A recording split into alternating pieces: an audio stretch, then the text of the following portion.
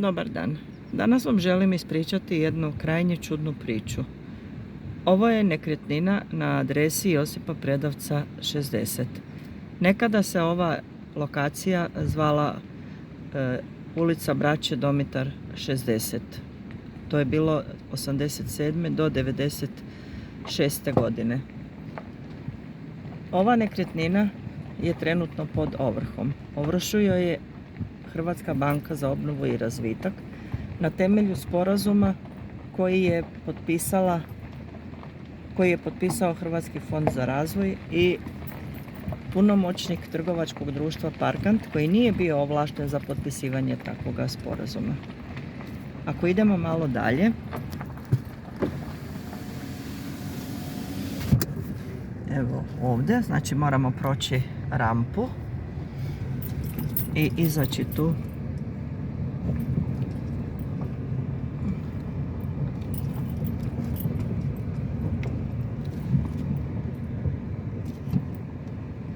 Znači samo sekundu, malo je prometno otežano zbog rampe.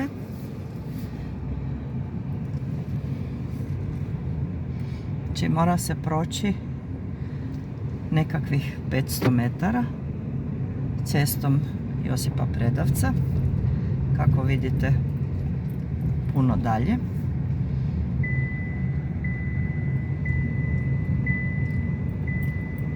Evo, da bismo došli do kuće,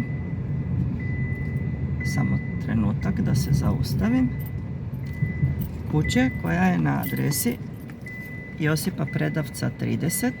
Iza te kuće nalazi se više manjih parcela, znači radilo se o jednoj većoj parceli koja je tijekom godina parcelirana u više manjih parcela. Ovaj kućni broj 30 je nekada nosio naziv ulica Braće Domitar 30. U sporazumu koji je načinjen 2.1.1992. godine i u sporazumu koji je načinjen 27.3.1992. godine navodi se da je sud izašao na teren, napravio pljenidbeni popis nekretnine koja se nalazi, locirana je na adresi ulica Braće Domitar 30.